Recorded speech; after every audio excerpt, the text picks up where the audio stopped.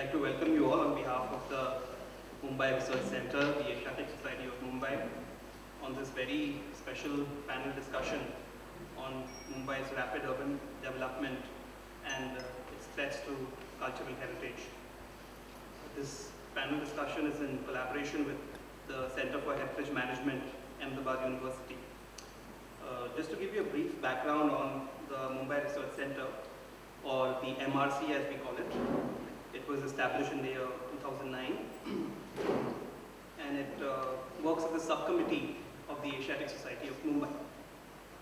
Its primary goal is to promote research, conversations around history, heritage, culture of Mumbai, and the Asiatic Society currently is open for membership. We have 3 types of membership available. We have a life membership, the student membership, and our yearly membership. The forms are available to my left over here on the table. You can pick up a form from there. And apart from the great access that you will get to the library, you will also get access to a whole lot of other programs and events and heritage walks that we hold. That was my 30-second plug about the Asiatic Society and the MRC. I'd now like to hand it over to Harvey to continue the proceedings for today's evening.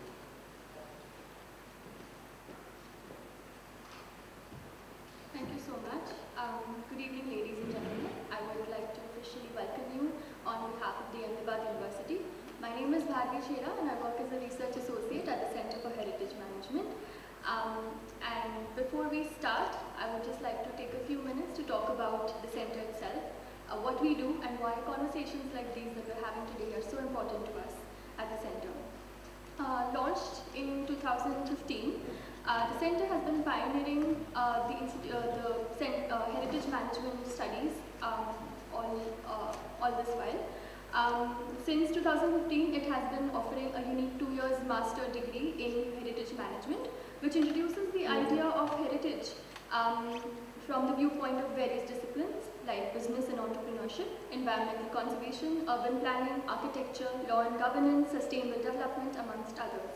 The center is also currently leading the Asia-Pacific Higher Education Network in safeguarding ICH, that is Intangible Cultural Heritage, as a way of bringing academic institutions together in Asia-Pacific region and talk about heritage management education. In this context, it also organizes an annual conference on heritage management education and practice and publishes its journal for heritage management in collaboration with Sage Publications. The center has immensely benefited from the learnings of the historic walled city of Ahmedabad, which is India's first World Heritage City. Across batches, our students have studied the city's layers of heritage, both tangible and intangible, and have tried to understand concepts like community engagement and participation in urban heritage management issues, sustainability of cultural practices and traditions, threats to urbanization, to the lifestyle of the physical spaces, etc. For our students in Mumbai, some of whom are present here, including me, these learnings from the walled city of Ahmedabad have found parallels in our own city in Mumbai. Specifically, the example of Kirtida has been given time and again to understand the issues of urban heritage management. It is in this context that this conversation today, across a panel of experts from different backgrounds, is relevant to us as an academic institution which can inculcate these lessons in young professionals through capacity building and sensitization towards these issues. To begin today's program, I would like to invite Dr. Andre Baptista to give an introduction to Kirtida. Andre Baptista is an archaeologist, historian, and a cultural heritage professional, and specifically for us here, he is also a local resident of Kirtida, born and brought up over there. He is a lecturer and a consultant in archaeology, history, and cultural heritage. His research includes prehistory, man-land relationships, landscape evolution on one hand, and colonial history, urban development, and shaping of socio-cultural spaces on the other. He has a doctorate in landscape and environmental archaeology from the Deccan College, Postgraduate and Research Institute, Pune, and he has represented universities as well as the Archaeological Survey of India on number of explorations and excavations. He is currently the visiting faculty for archaeology at Kamla Raheja Vidyanidhi Institute of Architecture and Environmental Studies and NMIMS's Balwant Seth School of Architecture in Vellipally. Andre, the stage is yours. So first and foremost, let me thank the MRC Asiatic Society and the Center for Heritage Management, Ahmedabad University, for putting together this initiative, which is very important, creating a platform for dialogue, for discussion and conversation on these issues is primarily a first step towards drafting any kind of policy of heritage management and related plans. The first step in any heritage management plan is significance assessment. And to assess the significance of the space through its stories, history, its identity, its culture, becomes very important. And so what I'm going to do today is contextualize and introduce Khotachivadi as a space to you, talk to you about its relevance in society at large, and how all of this actually came together. Introduce you to the process of researching local histories in a space that I belong to. It all culminated in the show, this Ground Plus, Khotachivadi in Design Context, that was held at 47A, the gallery space, co-curated by myself and CNL Design. So, where did it all begin? Where did this research or, just curiosity start? Both my wife and I are archaeologists, and our story begins with this photo. It was clicked at Reis Magos Fort on the 16th of Feb 2019, which also happens to be our wedding day. And since both of us are in the field, both of us have taken up different kinds of research projects, landscape archaeology, bioanthropology, colonial history, etc., etc. We thought, let's look at our own personal histories, our own identities, what shapes us. And we decided that as part of the wedding decor, we would have an ancestry wall, a genealogy, basically of all our parents, grandparents, and their dates of getting married. So accordingly, this is what we managed to come up with. Our parents, going back in history, little more to our grandparents, our great-grandparents, and in one case, our great-great-grandparent. So it was a very interesting exercise. We got to know so many people from our past, our line of ancestry, their identities, who they were, what they did, and it opened up this entire avenue, this gateway to so many possibilities of exploring personal, local, very intimate histories. Histories that are often forgotten by the linear narratives. And around that time, around 2020, I was reintroduced to Keenan Pereira, another resident of Khotachivadi, a local photographer who had parallelly been documenting Khotachivadi through his lens. And we got to talking and we said, let's put together something. Let me bring to the table my expertise and you can do the same. So with a lot of data being generated, backed up with visuals, it just seemed absolutely appropriate. And then in April 2022, 47A Khotachivadi, the ground floor was leased out to Baro Market and Chatterjee and Lal, who jointly share the space and have opened up a design gallery.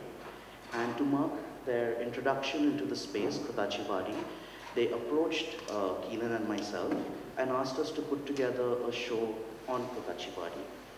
Just the history, the identity of the space, showcasing it in the context of design. And that's where we really started to get working, putting together all of this data and curating a show. And it just so happened to coincide April 2022 with this event. 28 Fernandez House, a 150-year-old roughly structure, was being razed, demolished, and a new structure was coming in its place. All the residents gathered en masse to protest this, and without entering any form of legality or approaching the legal course of action, just completely through the media, we managed to create a little bit of a buzz, spread awareness that this is happening. And all of this culminated in a meeting in the office of the then Minister of Environment, Tourism and Protocol, where some kind of a settlement was reached, a kind of agreement, a compromise. And it showed us that there really is power with the people. So as I was saying, all of it culminated in this show that we curated at 47A. Put up posters of the creators of the show all over the precinct, all over the Wadi, in both Roman script as well as Devanagari, English and Marathi. And it brings me to the question, or rather this entire exercise brought me to the question of the idea of home. What is home? That's mine. That's 27 Baptista House, Kotachi Wadi. And looking at my home, looking at the space I grew up in, I realized so many of the objects around me weren't mine.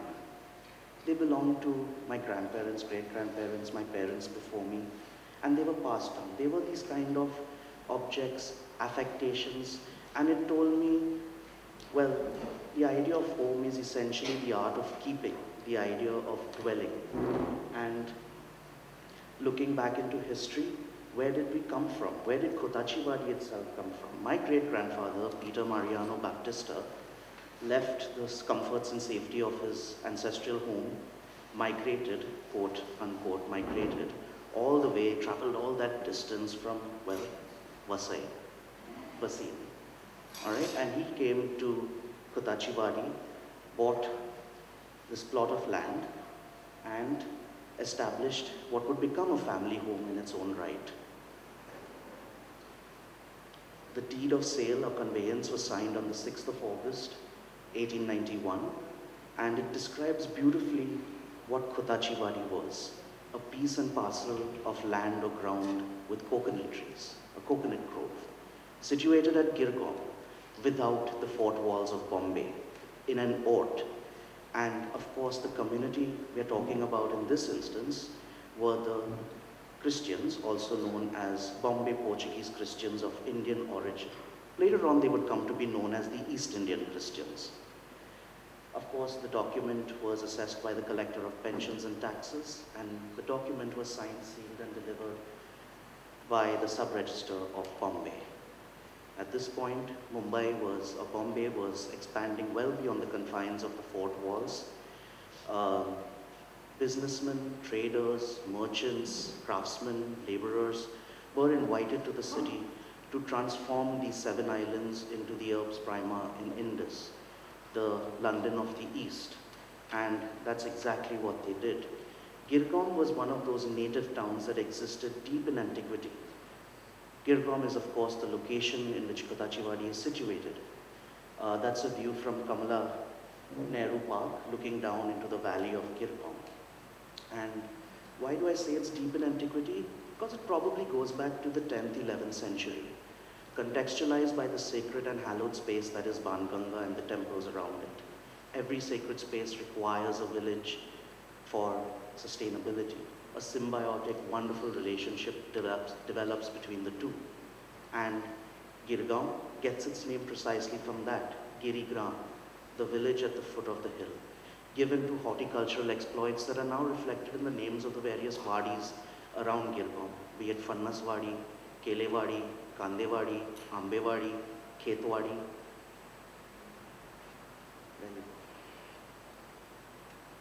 Slowly, all these native towns started to get enveloped and subsumed into the greater scheme that was the urbanizing Mumbai, the urbanizing Bombay. And the first roads leading outside the city, outside the fortified complex of the Bombay or Fort George, was the Girgaon Road, now known as the Jagannath Shankar Shet Marg.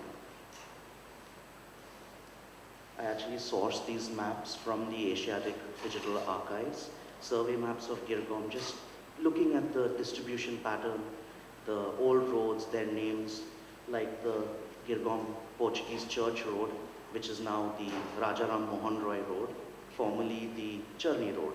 Wonderful story about Churni Road and its formation as well. And Girgaon would have been filled with different communities, people, cultures, castes, creeds.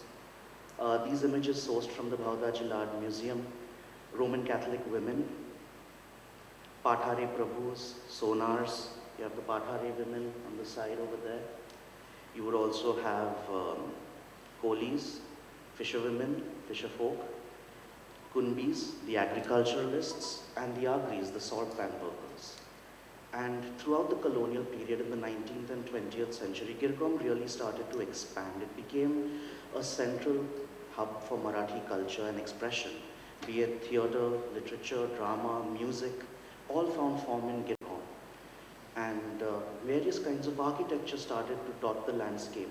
We have neoclassical architecture, Baroque-esque architecture, early colonial, Art Deco as well, making its way in the early 20th century.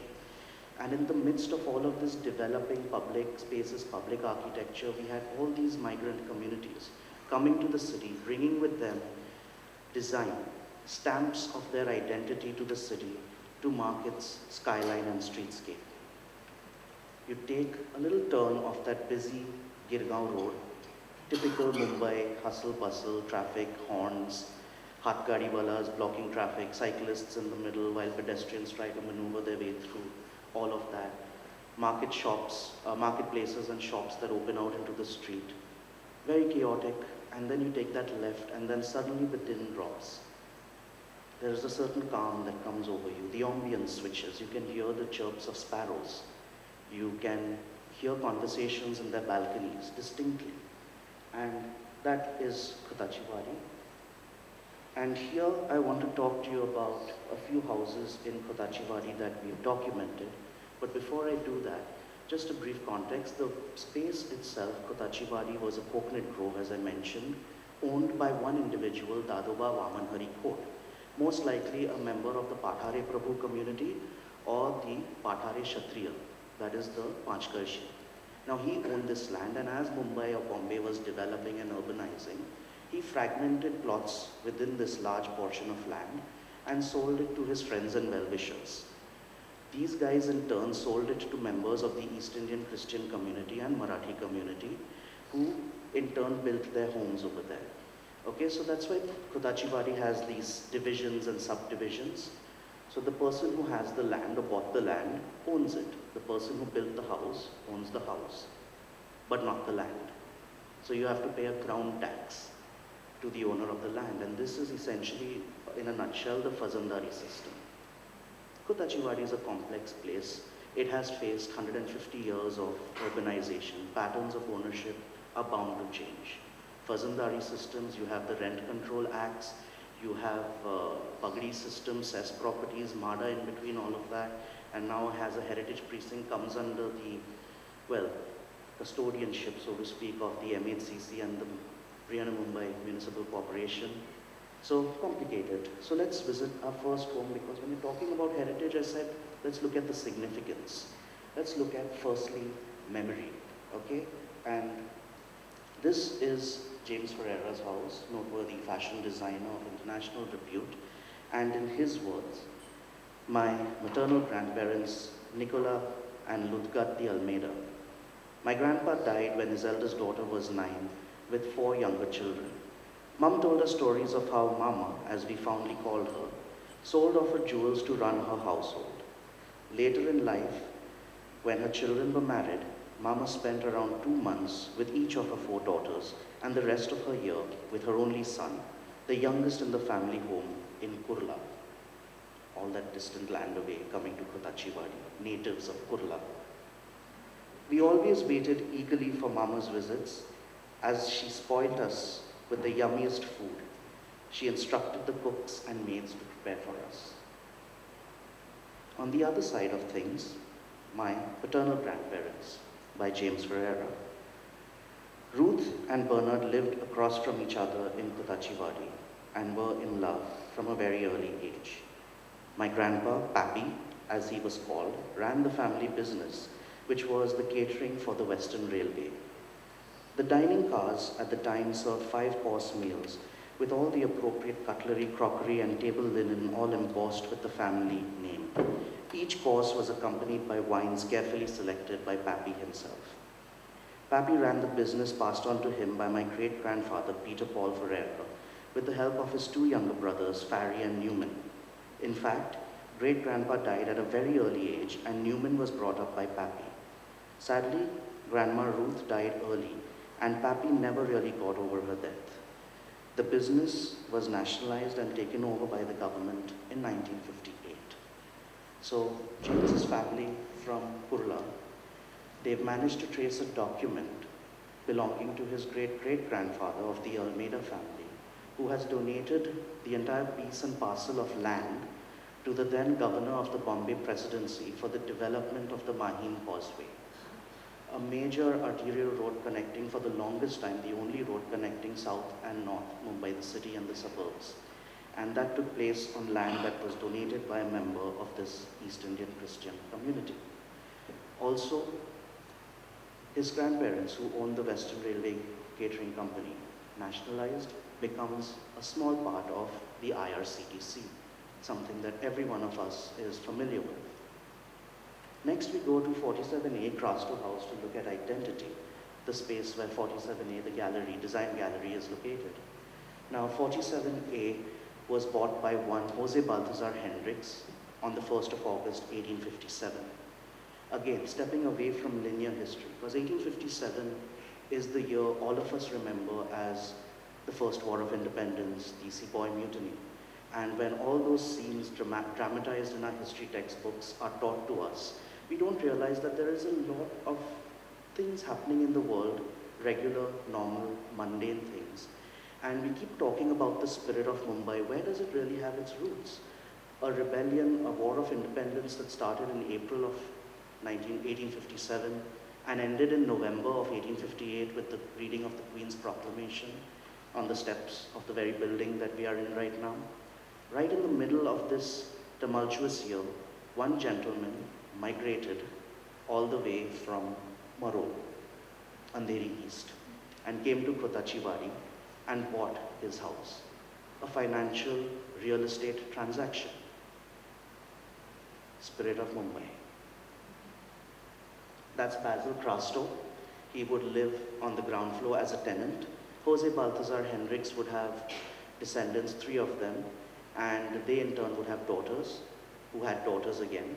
So they moved from Hendricks to Oliveira, and now from Oliveira to Crasto. A few photographs of the Crasto family in the 1950s. Big game hunting, a very common practice in the 30s, 40s, and 50s, where you had to travel all those great distances to what is now Panvel and participate in this sport. That's the Crasto family, Basil with his wife Lydia, and presently the 5th and 6th generation of Jose's and Hendricks' descendants live at 47A. So let me just use this to talk about the East Indian Christians. I've used 3 points of origin so far: Vasai, Marol, and Kurla. Now, Christianity itself was not unknown in India prior to the Portuguese. It's just that the form was quite different. The form represented in India was more akin to the Syrian Christian church. And when the Portuguese arrived in the north, well, they found the church very unfamiliar to the Latinized church that they promoted. And as history would have it, they undertook the process of evangelization, carried out the Inquisition, destroyed whatever churches existed there as well as other structures, and established the Latinized church over here in their northern territories with Vasai as its capital. And what did they find in this region? They found various types of caste divisions. East Indian Christians today, their geographic distribution is basically in Palghar district, in Vasai, between Vasai and Virar, Salsett of course, Gorai, Mud, Manori. You have the 7 islands of Bombay, Bandra as well, Uran, Uttan, Thane, as well as Chaul, Korlai in the south. This was the extent of the northern territories of the Portuguese. Yeah, so that's Vasai and Virar, Salsett and its surrounding islands. You might be familiar with some of the settlements that can be seen today at Shirley Rajan in Palimala, Ranvar, Chuim, Chimbai, all these Gauthans across the city. And of course the urbanized East Indian Christians. When the Portuguese came here and decided to convert the masses to Christianity, they were encountered with a number of castes. The Kolis, the occupational castes like the Kolis, the Kunbis, the Agris, the kumbars, potters, chambars, leather workers, khatris, weavers, vadaris, stonemasons, sonars, goldsmiths, copper workers, basket weavers, boat builders, bandaris or toddy tappers. That's actually a photograph of my family, the traditional boat building family from Vasai, a branch of the family rather I should say. A tradition that still continues to this day all across the villages in Vasai and Virar, Nalasupara. Try as they did, the Portuguese could not rid the Indian populace of their caste-based mindset. So what did they do? Can't defeat them, join them. They devised their own caste system, starting with the Europeans right on top, the descendants, the castissos, convoluted genetic makeup over their Eurasian father, Indo-European mother, and so on and so forth. What charts they made to figure this out, God alone knows. But they had their method in their madness. The castissos and the mestissos were followed by the Brahmins, the Chardors or the Kshatriyas, Shudras, the Kurumbis, which are the Shudra caste in Hinduism, and of course the Pharisees, the untouchables. Some work has been done on the East Indian Christian community. For example, where do we get the name East Indian Christian? Because as far as identity crises are concerned, a French name, André, a Portuguese surname, Baptista, an East Indian Christian who lives on the west coast of India. Pretty good recipe for a crisis. But when these Christians were here, as I mentioned, they were referred to as the Bombay Portuguese Christians of Indian origin by the British who came. The churches they still went to were Portuguese. Mass was celebrated by Portuguese priests. The British would therefore always look upon this community with a certain, distrust. And then all these other communities started coming to Bombay to build the city. Along with these communities came Goan Catholics and Mangalorian Catholics. And while we were under the umbrella of Roman Catholicism or Christianity, they were still very culturally different, North Konkan as opposed to South Konkan. The Goans were brought to Bombay as cooks, as nannies, because of their association with the Portuguese. Their European sensibilities were a little stronger, so the palates matched a little better. They also came for, shipping industry, various other things, and this community of Roman Catholics over here said, hang on, Goa still has the Portuguese. You still have a power that is to look into your interests. As a community, whom do we have? Neither the Portuguese nor the British. So we need to bind together regardless of caste, regardless of what or where in the hierarchy we feature, and pledge allegiance, bet on the right horse basically, and at that time the horse ahead in the race were the British. So how do we show affinity to the British? Their presence over here is the East India Company. Not that we all work for the East India Company, maybe a few did, the majority obviously didn't. But since that was their presence here, let's call ourselves the East Indian Christians. A name that in retrospect makes absolutely no sense. So that is a little story of the East Indian Christian community, who is now bound by the East Indian Association as a representative body of the community, which is housed in the Bandra Gymkhana. The next house we look at is Ferreira House, 38 Ferreira House, and photography. And this show also inspired a lot of residents to look into their own personal family stories and write in their own voice. Now this is in the voice of Anesca Ferreira, the granddaughter of the Ferreira House. Ferreira derives its name from the Portuguese and Galician word from iron, and true to that tradition, the Ferreiras of that distant land away, Manori, were an elite group of smiths residing on land that would have once formed part of the Portuguese fort complex. It is likely that with the exit of the Portuguese, the Ferreiras moved on to other endeavors, operating businesses in fishing and farming. With the rise of Bombay in the first half of the 19th century, Joseph Anthony Ferreira was gifted a house in Kota's Port, which he visited while he was engaged at the Royal Mint of India, Bombay. This house benefited his children, John Damascene, Joseph Matthew, and Bruno Francis, who came to the city to seeking higher education and a better standard of living. John started his medical practice while Matthew attained his law degree. Bruno, the youngest, who received his doctorate in chemistry, would gain recognition as a photojournalist who practiced between the 1930s until his demise in 1980. Bruno's children, William, Faye, Valerian and Marilyn, all grew up at 38 Ferreira House, with Valerian still living here with his family. Anesca Maria Amy Ella Ferreira, 38, Kutachibadi. Bruno Ferreira was a particularly interesting character that came up as part of our research. Dr. Bruno Francis Ferreira, born in 1911, was an industrial chemist and a pictorialist by profession. He received his PhD from the Royal Institute of Sciences, Bombay. After running a small business for several years, he indulged in his greatest passions, photography and writing, and indeed was to become an associate at the Royal Photographic Society, London. His photographs and articles were regularly published in the Illustrated Weekly of India and numerous other periodicals.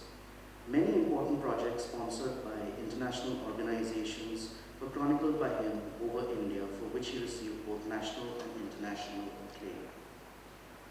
Some of the equipment used by Bruno Ferreira, and I'm just going to take you to a brief slideshow of some of his photographs, all documenting Bombay's life and times throughout the 30s, 40s, 50s, and 60s. A period of time when street photography was almost unheard of, at best in its nascency.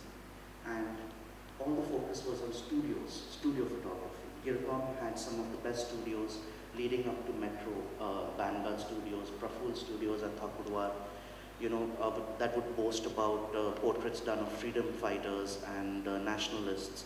And this was a guy who picked up his camera at that point and just walked around Bombay in the streets, clicking photographs of various events, various happenings, like the Girgaon fire of 1958. Street scenes, monsoon scenes, all shot from his balcony.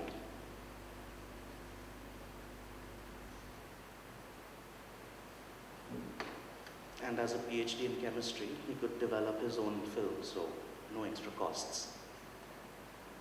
This is a fantastic story of Assamese toy makers that used to travel and sell their toys door to door.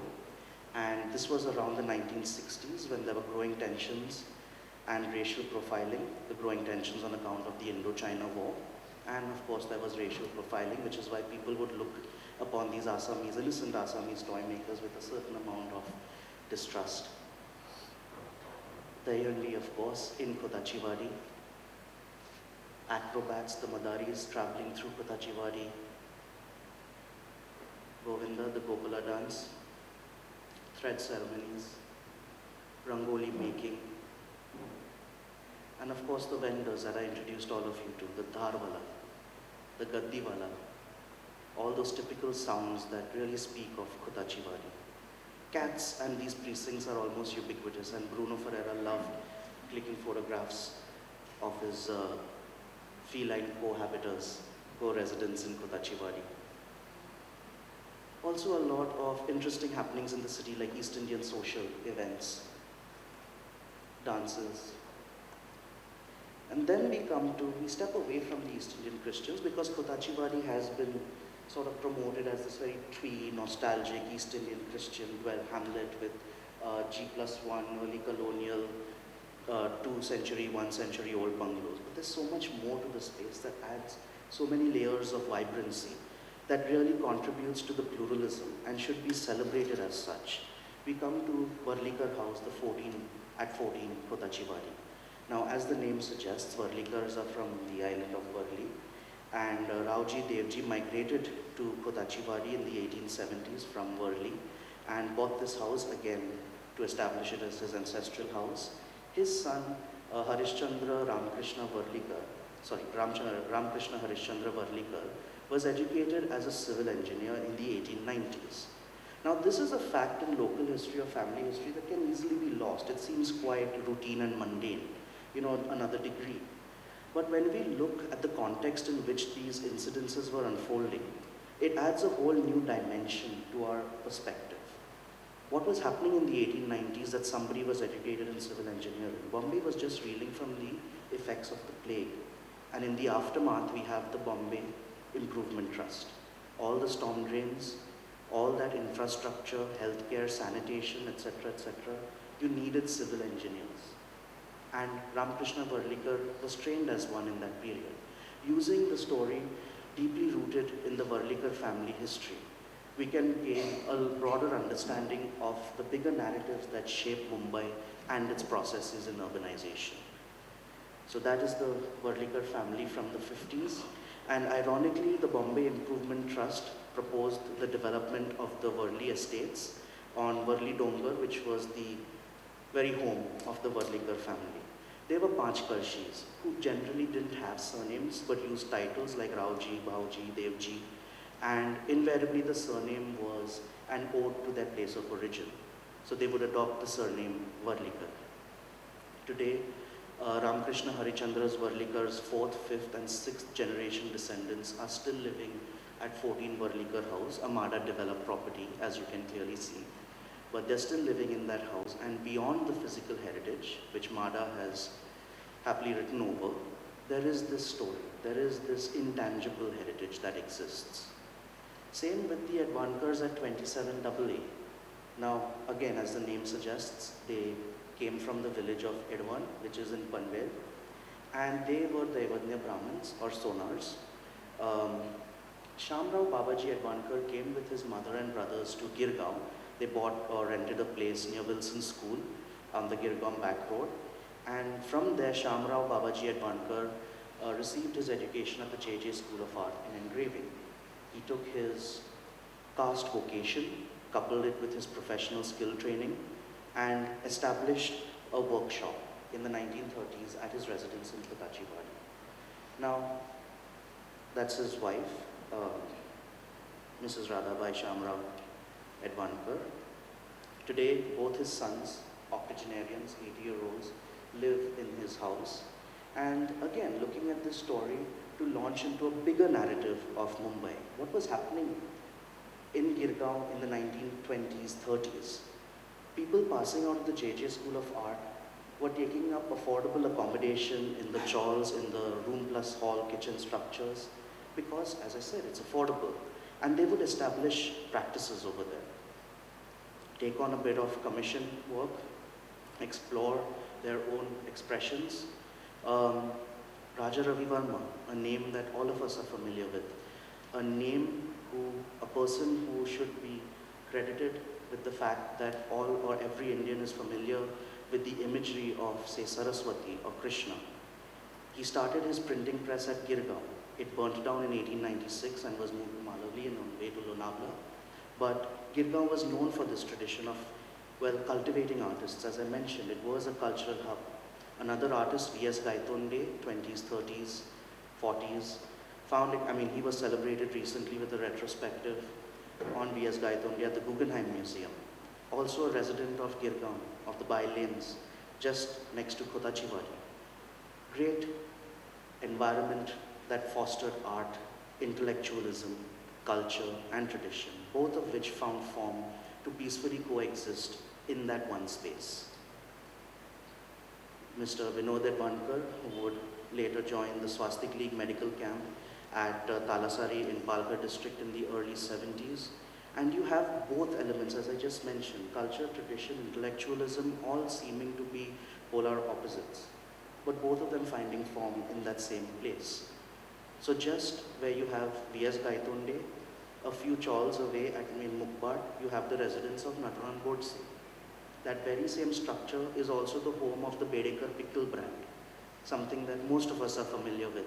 And it also to some extent inspires an idea of home. You see the juxtaposition of existence. Of course, 27 Baptista House, my own home, we looked at the idea of food and culinary culture, which of course I drew inspiration from my grandmother, who was a culinary perfectionist. She grew up in a convent school after losing her own mother in a boarding school in a convent, the convent of course being Our Lady of the Mount in Bandra. And as a boarder, as you can imagine, it was, the way she would describe it, was akin to one of those scenes in Oliver Twist.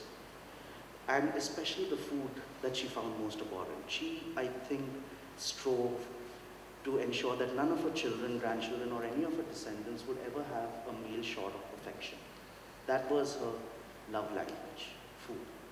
And this photograph was clicked in 1947 after my grandmother was married and had her first child, her eldest daughter. And the look in my grandmother's eyes is something that I draw inspiration from. It almost seems like a very nurturing, caring look that also at the same time says that I'm in charge now. I am the mother, I am the provider, and I am going to ensure that you are taken care of. And that's what she did with all her children and her grandchildren. Till the age of 85, she penned down all her recipes. Where would she get them from? She had no mother to learn them. Her mother-in-law passed away before she was married. She learned from the neighbors of Kirtida, who all came together as a community and taught. And every recipe featured in her diary has been credited. You will find names like Miss Thelma Ferreira, who happens to be James Ferreira's mother. You find many names like this who are neighbors, who were neighbors, whose families have moved on. And the story, the idea, the identity, the memory. Food is something that is so primal. It caters to our sense of smell and taste. It is the strongest feature to evoke and inspire nostalgia. And food then becomes very important. She passed away in November of 2011 and celebrated what would be her last birthday, her 88th birthday, on the 2nd of October in that year. And one of my cousins, there were just 5 of us, scanned the entire recipe book, printed out copies, and my grandmother was wheeled out on her wheelchair because by this point her health had deteriorated quite a bit. And there is a video of her handing out copies of her recipe book to each one of her grandchildren. The children are now placed between Canada, Australia, some in Goa, 2 of us in Kutachivadi still remain. And every time one of us repeats a recipe from this book, we share it. It is a way of allowing the legacy to live on, where text, image, smell, taste, and above all else, language, refuse to let the memory die. That for me is the significance of Kutachivadi, the stories. And with more and more urban development, that has hastened pace, especially in the last 2 decades. There is a bit of, concern with the transition. Change is the only constant. The world around us is dynamic. This story that I've shared with you talks about nothing more if not urbanization of Bombay over 150 years. It changes, it keeps moving. The pace is a little unsettling. It doesn't give us time to adjust. And drawing from Brinda Somaya's take on people living in high-rises and apartments, most often it is a sad truth that we do not know our immediate neighbors. Urbanism and life unfold. It gives us a sense of connection to the space. In a high-rise, there is a sense of detachment, and with detachment comes apathy. So when many stories are replaced by multi-stories, how does it affect the identity of our city? Do we want the identity to be apathetic, or do we want to also draw inspiration from the stories that have helped us come to where we are today? So, 28 Fernandez House and speculation on that note.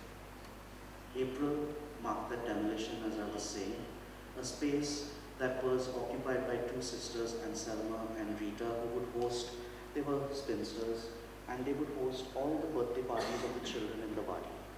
And then April 2022, my heart broke when I saw the structure being demolished.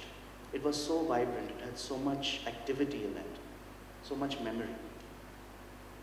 And that brings me to 35 Dias House, another structure that bit the dust in 2010.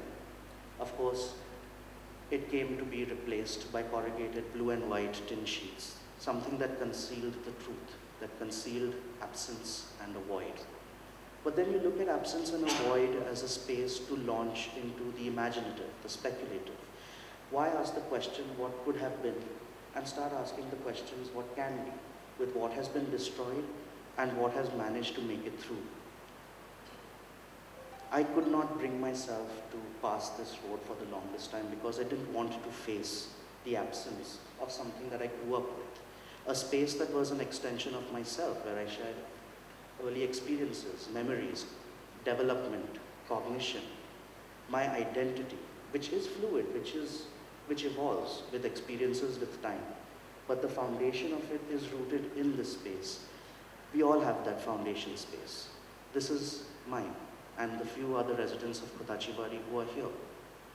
And when you see structures go out of the streetscape, a part of your identity also erodes with it. I could walk these streets and remind myself where I came from every day that I passed through them. Satellite images of the changing precinct of Kotachiwadi from 2000, 2005, you see the typical brown mud mangrove roof tiles being replaced by flat white concretized terraces, all belonging to high-rises. 2010, 15, and close to the present. I thought I'd end with a poem that I usually end my talks on East Indian Christians and Kotachiwadi with, is a poem by Father Godfrey de Lima. Folk of the salt spray, rice, fields, Todd palms, potter stove, spice way, low chartered songs, festival folk, homespun dance, cares cannot yoke, life left to chance. Came a city that bloats, monster of trade, raising their oats, and their festivals fade. Gone is the new rice, the home spice and songs. Gone is their dance, song, silent their songs. Thank you.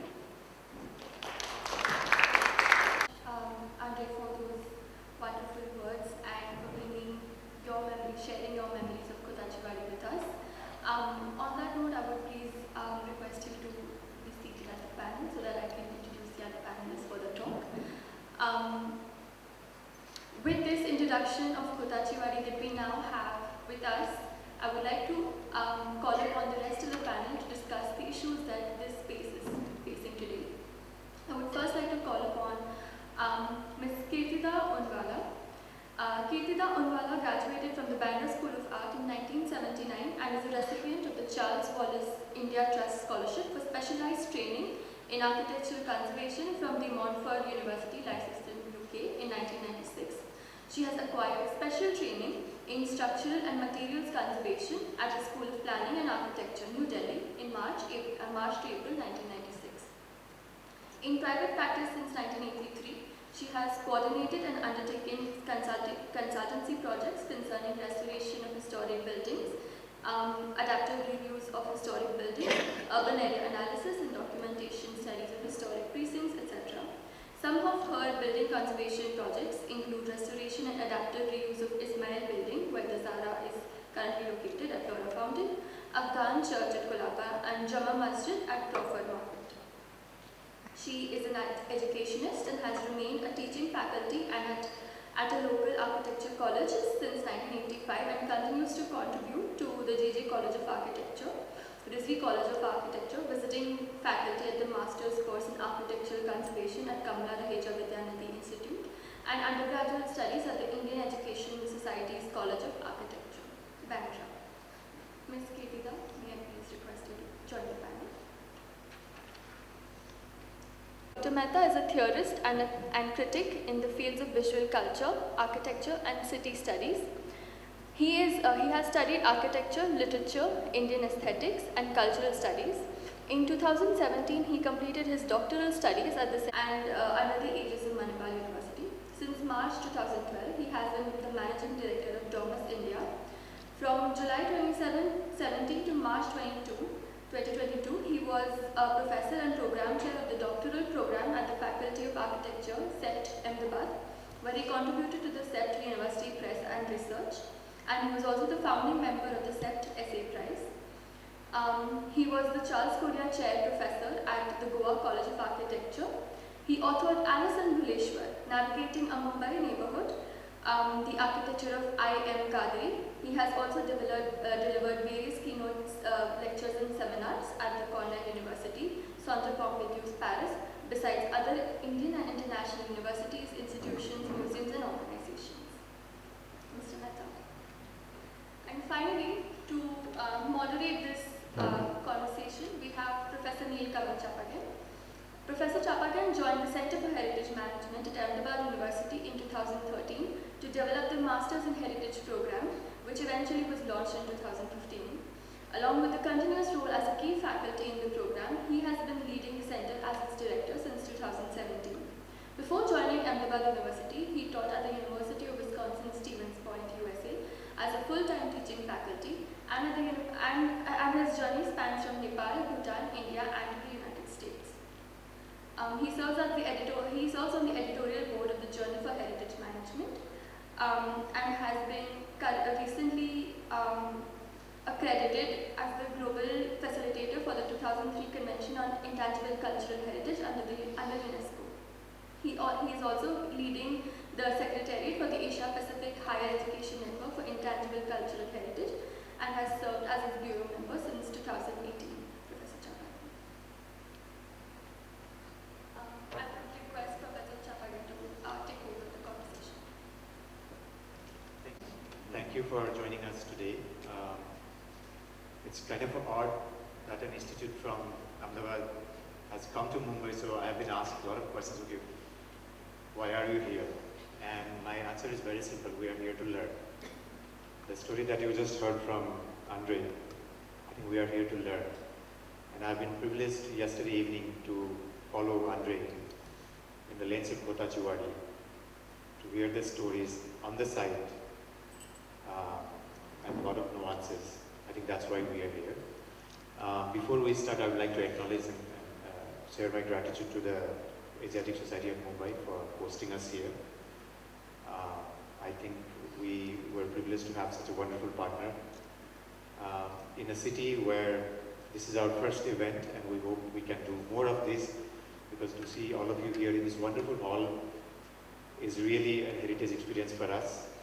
But there is also another reason why we sort of ventured out this way. As Bharvi mentioned, by the way, as a disclaimer, I don't know much about the case that we are discussing, so please excuse me if I ask wrong questions. But since you all have some academic connections as well, I think you will excuse me to ask wrong questions, because wrong questions lead probably the best answers, so I'll take advantage of that.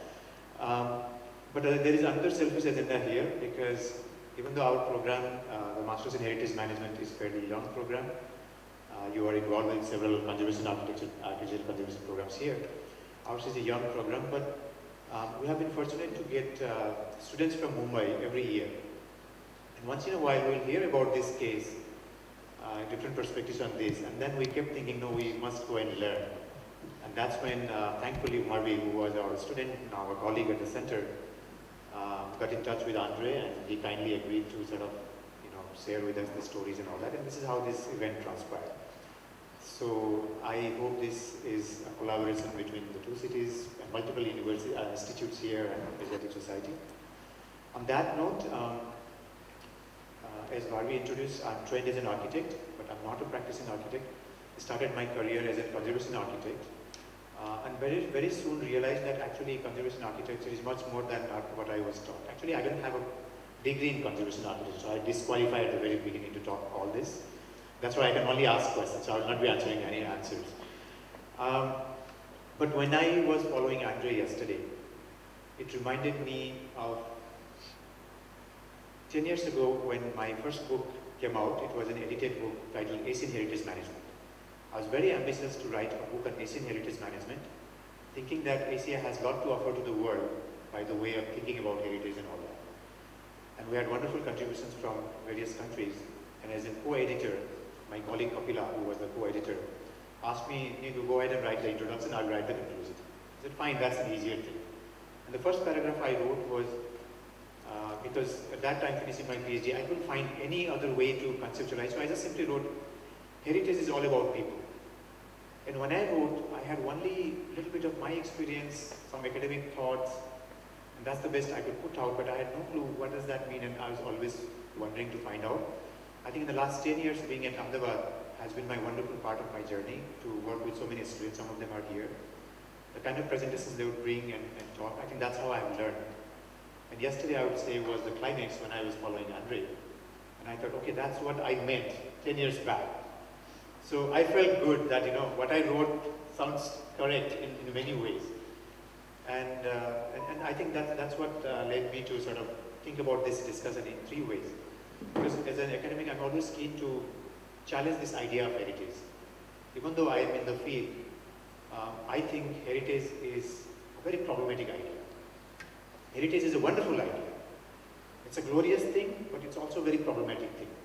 And I think as an academic, I'm also interested. So my proposition is that first, let's maybe take this opportunity to reflect a little bit on this idea of heritage.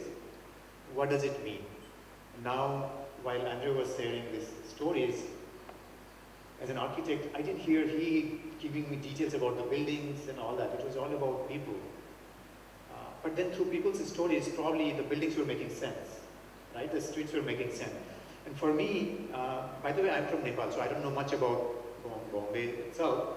So to me, Kota Chiwadi was a lens to understand Mumbai, how Mumbai evolved over time. That's the history I heard in his lecture, in his talk yesterday and today.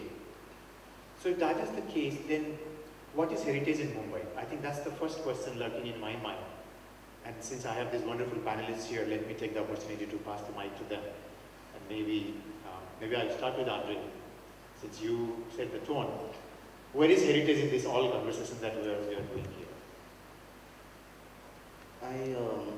Thank you for the question. I think heritage in Bombay today or Mumbai, I mean, this expression comes to mind, which might raise a few eyebrows, but I've heard this a few times, is that Mumbai is a name, Bombay is a sentiment. So I think heritage is a sentiment. I think it is something that is meant to elicit certain emotions.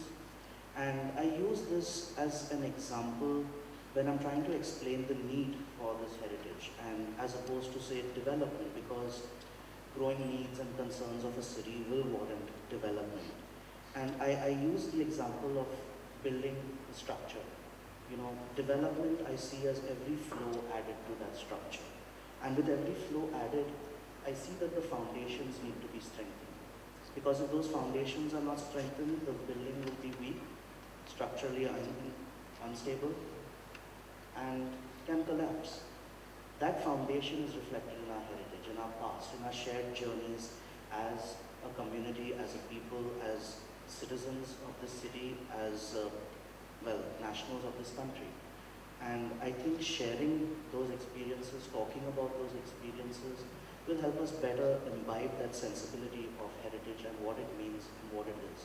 Because anyway, archaeology is always concerned with that question, where do we come from? And where do we come from helps in a large way dictate where we are headed or where we are going. Just striking a balance is what heritage in Mumbai right now should be about. Thank you, Andrew. I think that, in a way, ties back to what you're saying. It's about emotions. It's about the foundation of who we are and where we want to be. But let's try to make that more of a professional statement now. So let me now maybe just follow the order and go to Kirtida, because you have been practicing as a conservation architect, and you have done a lot of projects here. When you connect to Andre's statement and think about that as a professional, how do you think of heritage? Because heritage, in some ways, needs to be, taken care of or conserved, preserved. So from that lens, how would you maybe build another definition, or would you build on that to define heritage? So at the beginning, I would say that every time I hear Andre speak about Kota Chiwadi, it's a new lesson learned each time, truly. I must have heard him a number of times. I've been on a walk with him. We've conducted 2 electives with the undergrad students, and each time is a journey. And each time I'm reminded of that sentiment that is mentioning. So for me, who is not from Mumbai, or not from India, I don't have the roots that he has, it will be very difficult for me to trace the footsteps of my ancestors. It has never occurred to me, because it's all dispersed. And so that way, as an individual, I do not have any roots in Mumbai, although I live in Mumbai since last 50 years. Put my step into Mumbai 50 years back, almost. And so the sentiment that he mentions is something that as an architect, I was drawn to that sentiment. Started life as an architect in the profession, doing normal architecture. Never did I realize that inside somewhere was this quest for understanding architecture, its bearings, where did it come from, who built it, why was it built, and so on. And the architect inside me, who was very keen on how should the building be maintained, was always at the forefront, and therefore the subjects of building construction and building services, which maintains a building and gives it a lease of life, was at the forefront. So started life in a very different way. And so, as you said, I'm not a master's in conservation. I do not hold that degree.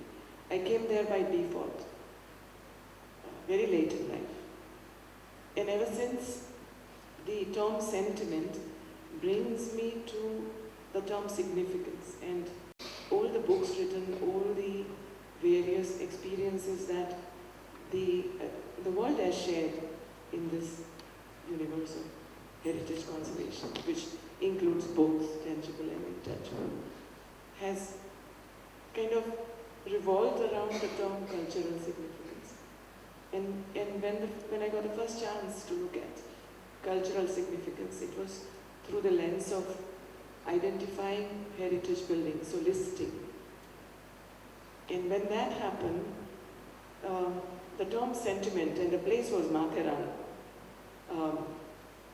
So when that happened, it gave me an opportunity to look at the term cultural significance, into inverted commas, from this lens of the intangible. So the intangible that brought the British here, that the British thought in a different way, and they always thought that they are never going to leave the country, and founded all these hill stations because the soldiers were dying at an early age, and that was fascinating. And the architecture that they built around this sentiment of the intangible was I think, the sentiment that Andre is talking about. But for me, it was an indirect path. And each time it was an indirect path. I remained interested till date to look at cultural significance from that sense of the intangible being conveyed through the tangible. And so that's how I look at it in the professional life. That makes myself attached to sentiment through significance.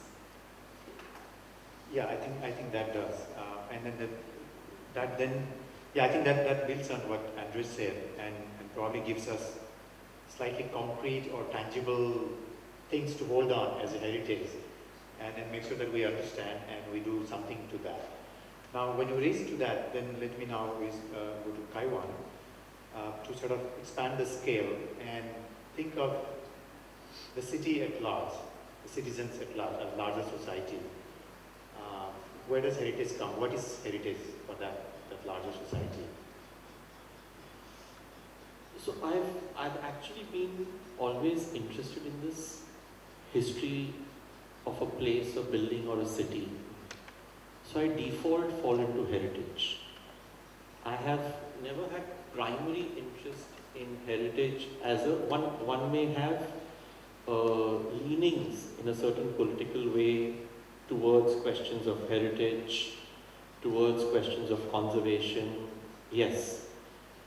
But my work or teaching, both, whether it was the early days of teaching at Kamala Raheja Vidyanidhi in the 1990s, and there's a context why I mentioned that time, or through sort of PhDs, seeing sort of senior level work, or even currently being the dean at another school of architecture, the Balwant Sheikh School at NMIMS.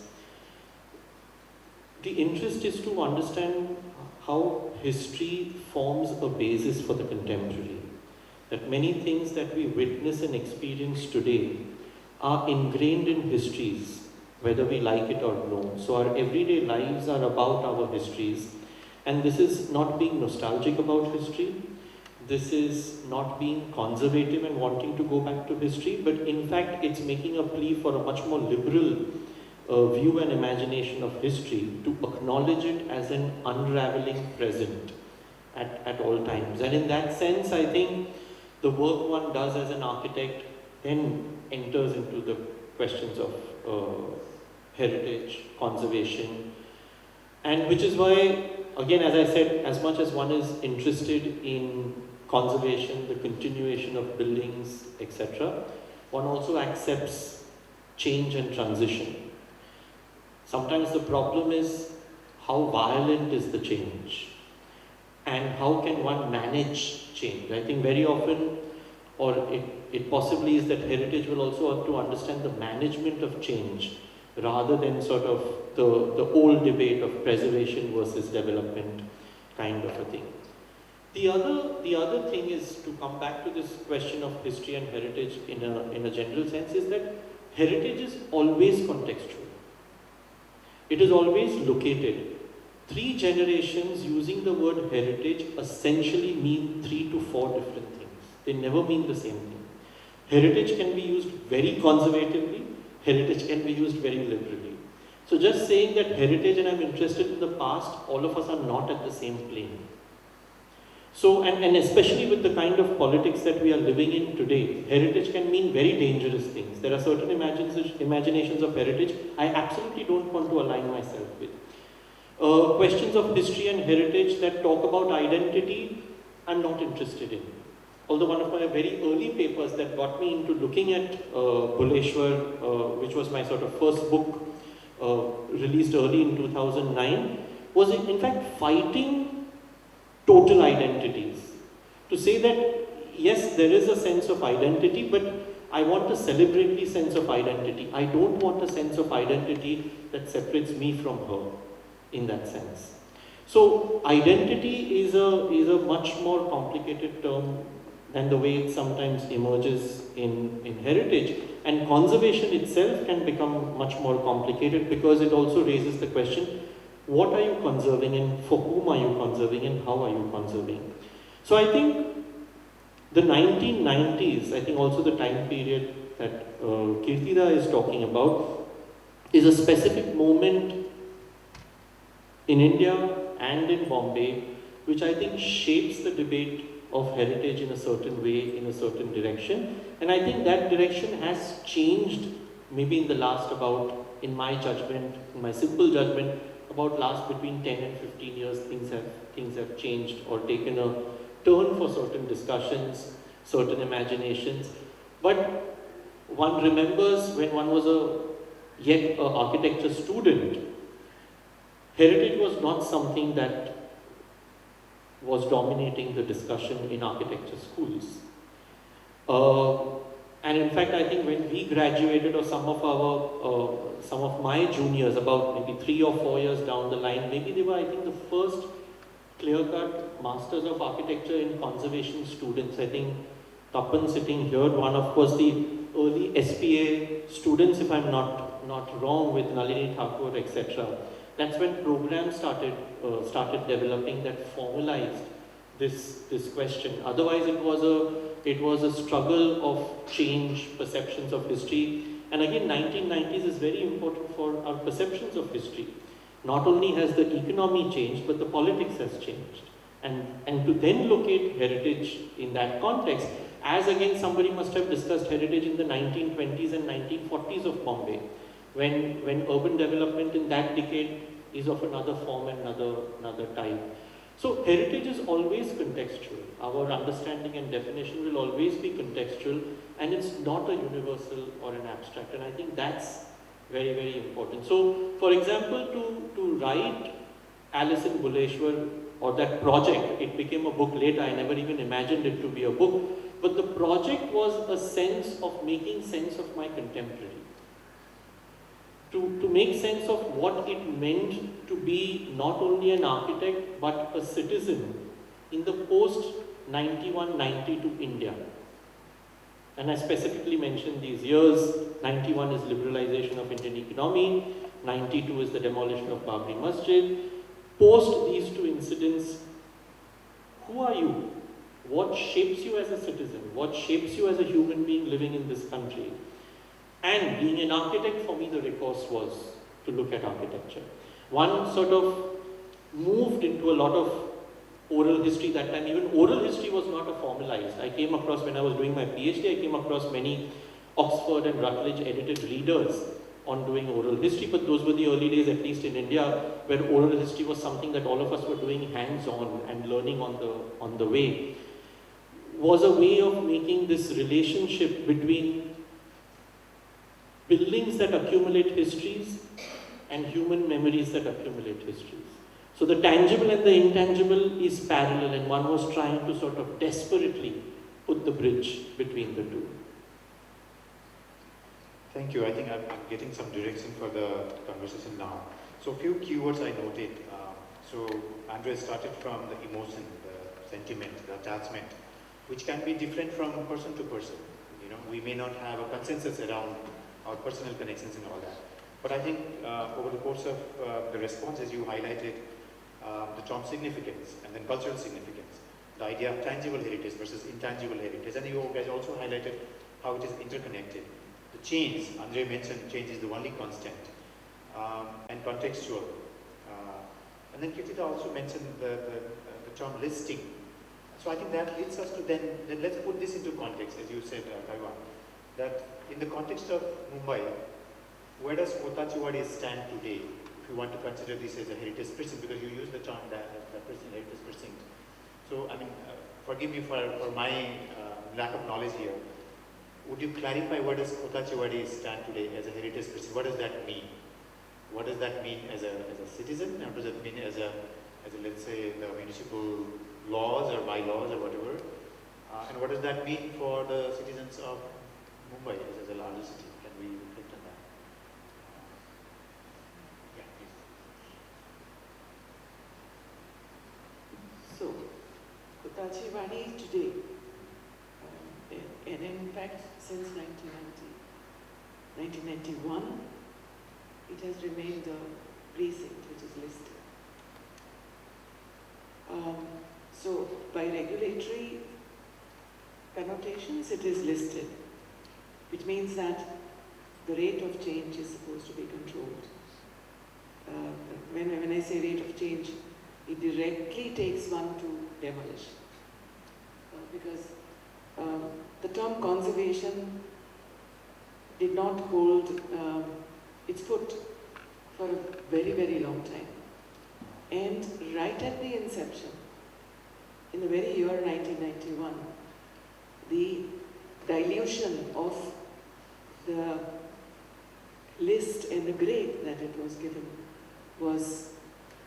happened in 1991 itself. And I think this comes from the fact that the term heritage, which connects to history, is not understood by the larger section of the society.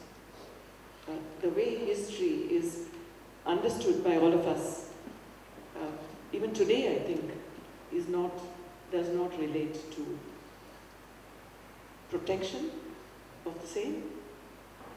Because the first question is that of the rights that one has over the land and the property or the building or the built form that one possesses.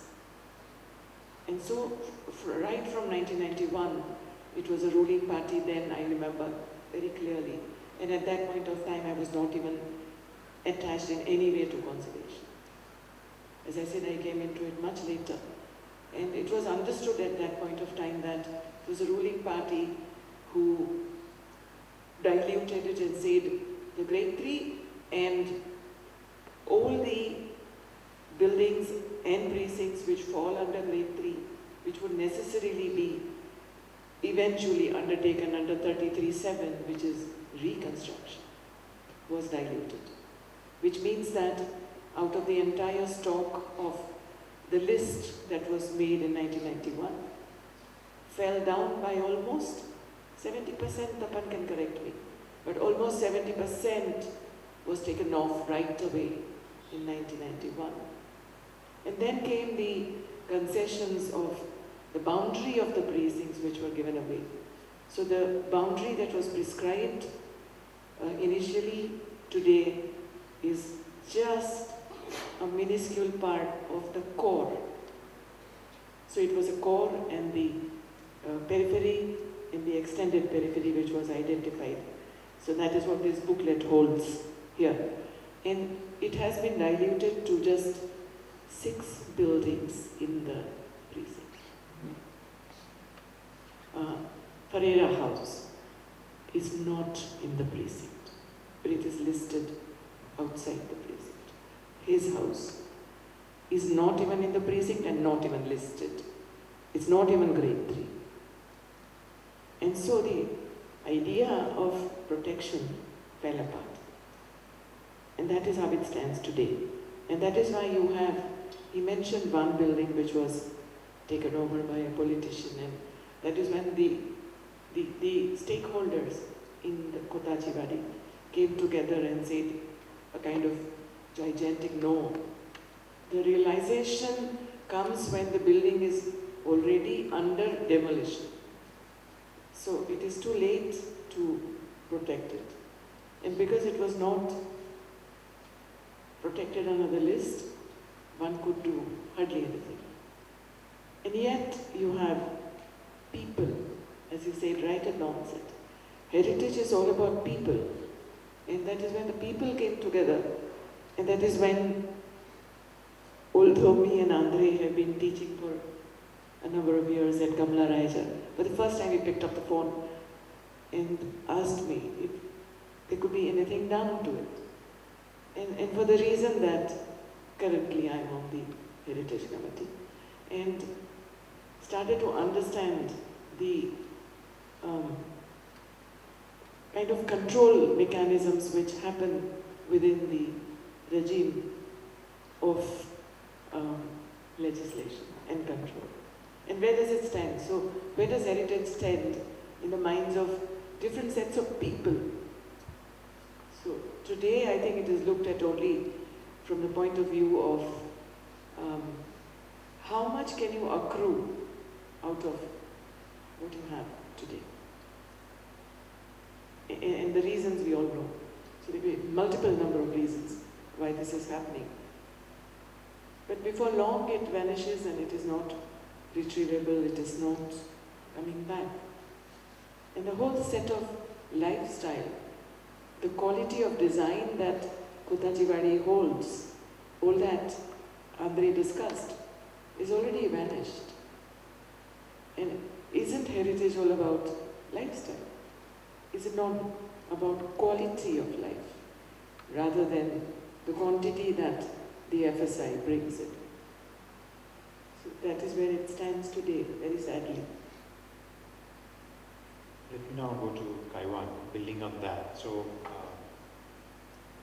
if the very intention since 1991 to protect by giving whatever designation and all that, that's one part of the story. But how does Kotachiwadi stand for the larger population of Mumbai, the citizens of Mumbai? Because yesterday I was walking, as soon as we sort of stepped in from the busy street into the Kotachiwadi, it was like, wow, so picturesque, very neat, clean, sanitized, however we want to perceive it. What is heritage? Because we have, like, we're in a group, there were other groups also taking pictures. I could see multiple kind of engagement from public like us having at Kotachiwadi. So, since you are also, I mean, you have multiple sort of analytical lens that you use, I would like to request you to, I mean, reflect on that. What does Kotachiwadi mean as a heritage precinct to the rest of the citizens? So we'll move away from the Kotachiwadi conspiracy. Huh? Yeah, this is sure. Andre's conspiracy of Kotachiwadi. No, what I mean to say is there are many contexts in the city like that. Many contexts may not even have an easy way of identifying themselves as a precinct. It will take one layer of, maybe the archaeologist's brush to sort of see that there is a precinct or a collaboration of buildings that are making sense to a space. And which is why my interest has not been the precinct as it's used in the conservation and heritage management language, but my interest has been the category of the neighborhood. And that's a larger other discussion which one can at a different point get into.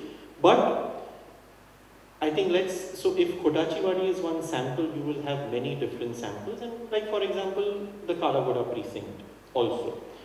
And I have very often quoted this thing that I remember, that there was a time when there was a group that wanted to repeat the Kalagoda kind of festival into Kotachiwadi, and that was not successful. It will not be, because Kalagoda is a public urban space. Kotachiwadi is not an urban space in the same sense. It's an urban space at a very different neighborhood or a by-lane level, not even a main road or a street level. So the approach that you may have to Kalagoda will not work with Kotachiwadi. The same way what you may think will work with Kotachiwadi may not work with the other Parsi colony, Hindu colony, that area. So I think there are various of these kind of, what can one say, situations that may have the broader approach that all of us would agree upon, but they will need solutions or intentions that are local, that have to be worked out locally, etc. So I think the question is not what Kotachiwadi means to the city, but I think what does the general question of living in the city mean to people? How do people relate? And I think my problem, but I have a problem with the other scenario that you're describing, which is to say that there are many other people, or it's beautiful, it's sanitized. Because in my reading, a lot of heritage today has become fetishized objects. There is no engagement that really the city has with these places.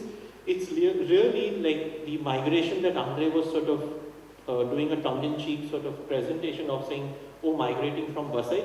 But today people really treat as if they've come from some other part of Bombay to Kalagoda as if it's sort of an international trip and they're going to take selfies in Kalagoda and go back. So these have become like tourist locations, and one of the big players that I blame, I will not go deep into that, is all the people who do heritage walks. Heritage walks is the bane of heritage, because they fetishize the city to sell it. The engagement of the festival, like the Kalagoda Arts Festival or heritage walks, was to build a relationship with these places. So you don't parachute into them and go back feeling good about a Sunday morning, I've done my duty as a citizen, I've enjoyed a neighborhood, next Monday morning you're forgotten, you're the same person again. But heritage is actually a very good way of sensitization. Just as what Andre was mentioning, and I think just a little earlier I was talking to Meher Patkathya also, if she was here, that some of the best things, what he was talking of Kotachiwadi, was she was also mentioning, and something that I realized during my research process in Buleshwar, is how people have learned to live together over time. Even in a place like Buleshwar, you have very silent borders. They are not visible to the naked eye, but they are very silent borders. Pathare Prabhus are staying here, Gujarati speaking Jains are staying here, Hindi speaking Jains are staying there. That's a reality of the Indian condition, that, and many other parts of the world, that you create boundaries which you feel protected within. But those boundaries are notional operations. They operate in certain situations, they don't operate in all situations, which still allows you to have fairly cosmopolitan neighborhoods. Which is why during times of riot or plague, which were the two conditions that I studied for my PhD, these notions will emerge. You will see them in desperate situations, these boundaries will become hard, violent. But in the normalcy situation, in many other situations, they can also be osmotic boundaries, where people will learn to live with each other, tolerate each other, which is absolutely necessary what we need. So heritage is a good occasion to sensitize people on the notion of citizenship, on the notion of what we understand as a 20th century sense of being a citizen, being part of living in a city, living in a nation, and that role heritage we have not been able to, I think, pull out.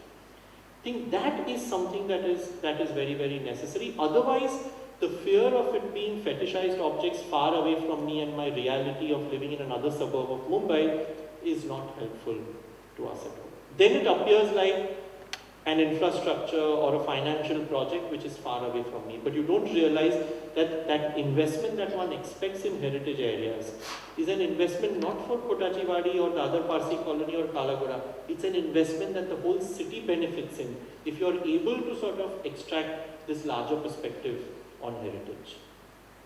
Thank you. I think that's really deep reflection on larger issues, and I think it's also allowing us to now maybe gradually move beyond Kotachiwadi, because as I mentioned in the beginning, it's a lens I found to understand Mumbai a little bit. So similarly, perhaps this is a case to think about heritage, but then not necessarily get stuck to that. So I think we'll take that a step. But before I do that, I would like to ask Andre to reflect on two important issues that Kaiwan brought up. One is the notion of contextualizing, which is very important. Like Kalagura and Kotachiwadi probably are two different things, so you cannot have the same thing. The other key things he brought, in fact there is one more, is that the moment you start thinking of something as heritage, there seems to be a danger that we are sort of disengaging with it. It becomes something else to see, right? And that leads me to also think of this notion of expert versus the community, you know, that kind of a thing which always is the favorite academic discussion. You know, we always look into that. But Andre, I find in you a very interesting personality. Like you are on the both sides of the boundaries. You belong to both. You are a resident, but you are also an archaeologist, a trained professional, an academic, and you do heritage work, which I was just mentioning. Now, how do you, in all this light, how do you see what is going on in Kotachiwadi?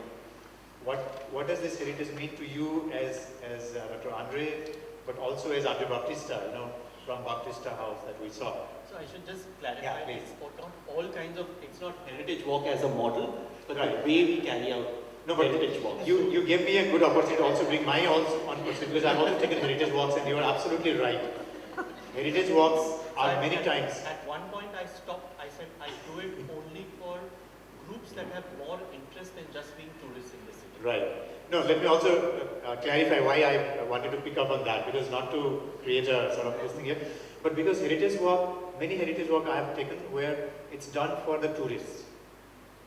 Yesterday when I joined Andre, and I don't know whether you recognize me or I knew you. You are not talking to a tourist, you are talking to fellow citizens of Mumbai. And that's what touched me yesterday, that this heritage walk was not about selling Kotachiwadi or making it a hype and all that. It was about, and the way you were talking, that's why I was really, reflecting on what was going on, and I constantly sort of moved away from your narrative also and did on my discussion. So I had an intent, so you sort of provoked me to bring that. Some of these heritage walkers even discover heritage. Yes. Out of nightmares or dreams, Yes. I don't know what. Yes. But no, the other, I think, before we go to Andre, because I think it's very, very important, is the question that a lot of these places are very vulnerable. I think an overexposure through heritage walks is also dangerous. So I think this being very sensitive towards places is a huge responsibility that anybody who talks about urban history, heritage, conservation has to be mindful of. Yeah, and thanks to the Asiatic Society, which was sort of which had the registration process. I'm recognizing there's a limited number, which I'm sure Andre would have given. Okay, beyond this, we will not like to have the crowd. I mean, that's a very sensitive. You don't even find that much of simple gesture in many heritage walks. They would be happy if the registration from 20 goes to 50. It's a big success. I mean, success is measured in that. So I think there are a lot of problems. But yes, Andre, I think you are the best person to reflect on this. Fantastic last 10 minutes of conversation. So apologies for fetishizing Kotachiwadi with the heritage walks. Okay. Also with the limited seats to be filled up and called pricey for it, and doing it for very select groups and not your tourists and just general audience, more towards say courses and walks that are organized by the Asiatic. As Kirtida mentioned earlier, electors for architecture colleges and all that helps. you're getting a base of people who are already interested and invested in the field, and even with the general walkthroughs, it's for, as you said, I like that you sort of picked up on that and highlighted, it's talking to a friend, it's sharing a story of a place. It's also the essence that is Kotachiwadi. It's just come by for a cup of tea and have a conversation. That's that neighborhood charm that you were talking about. I completely agree with Kaiwan when he says that these spaces cannot have an overarching principle by which they can be guided. Kotachiwadi brings in a different set of concerns and issues. It has a different dynamic, a different social-cultural setup to say a Dadar Parsi colony or a Hindu colony and so on and so forth. The thing with Kotachiwadi and what I see my role as is a voice from within. It just so happens that I'm using my training as an archaeologist, as a historian, and using also my association with a lot of architects in Mumbai to further enhance my understanding of the space and raise that voice from within. I think each so-called heritage precinct or whatever precinct is seen as having some antiquity or heritage value needs to have that voice come up from within, and only then can a true understanding of the space be presented. Whether it is absorbed is a secondary thing, but at least it can be presented. Secondly, with regard to things like, residents come alive when one of the structures collapses. As I mentioned in my presentation, over the last 150 years, there has been gradual change in Kotachiwadi. Owners have given up their houses on lease. Tenants have come in under the Rent Control Act, the public system. They have lived there for generations themselves. There has been an eclectic mix of cultures. And playing again on a point you raised, there was this sense of peaceful coexistence in the face of mutual exclusivity. You have your space, we have our space, you conduct your culture, we conduct ours, even though there might be similarities. But there is peaceful coexistence despite that. What has happened recently is why the residents come alive when a structure starts to get demolished is because we have no problem with change in that sense.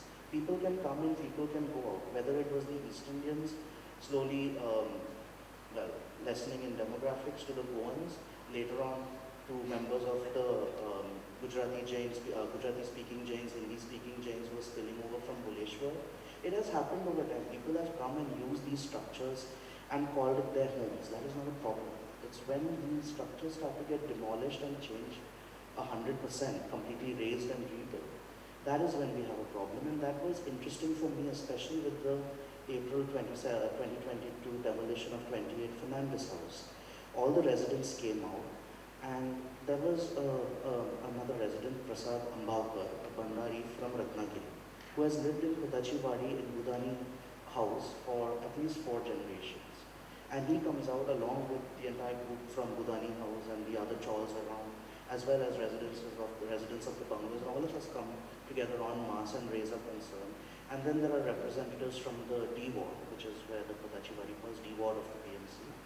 And Prasad Ambavkar voices his concern, saying that you cannot destroy this is my heritage. And that got me thinking about the idea of neighborhood.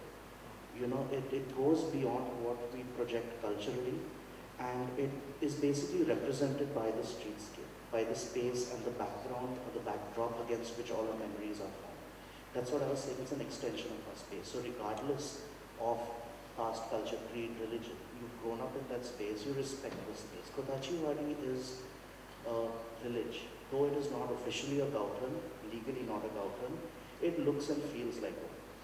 People, as I mentioned, have lived there for so many generations. There is such familial ties and connections that have been established over the years, cross-cultural also to some extent, that it is treated and approached by the residents as a village. If somebody comes and disrupts that setup, it's obviously going to ruffle feathers. We want you to come in and respect the sentiments that exist and that have evolved and been nurtured over the last, century and a half. So that is where, the thing comes in, where we approach bodies like the Mumbai Heritage Conservation Committee, which in all honesty right now we are using as a shield where we are not completely sure whether it can weather the battery of arrows, because at the end of the day, the MHCC is an advisory body. Their decisions can be overrun by the municipal commissioner or okayed by the municipal commissioner one way or the other. So a body of trained professionals who are deeply invested in the field are basically an advisory body with no real executive powers. which is what the meaning of DR is, because when we approach them, we get professional guidance from them. But then beyond that, we can't take the professional guidance to the next level, because as Kirtida mentioned, the guidelines exist. They were drawn up in the 90s for Kotachiwadi as a case study. But those guidelines were sent to urban development, and urban development has been sitting on them for a good number of years. What is it, 2 decades? About. And they've never, those more than 2 decades, 91. So they never made that transition from guidelines into policy, which will always be taken advantage of by, well, people who are looking to make money, which is what also Mumbai is technically about. You know, it's about opportunity, business, finance. And these guidelines are therefore just guidelines. And when this issue was happening, and I called somebody from the, at the point was a consultant for the heritage cell, and I asked him, you know, what can we do? What are the listed structures? He said, okay, there is one Jail's House, Kotachiwadi, grade 3 listed. And I responded, that was demolished in 1998. The biggest house in Kotachiwadi, the balcony over the front porch could seat 100 people. It was that big. And Jail's House was demolished in 1998. Okay, what's the next house listed under that category? Grade 3. 29B, Chaudhry House, occupied by the Pereiras and the Ferreiras. And I was like, oh, that was demolished in 2004. What's the next? 35 Dias House, demolished in 2010.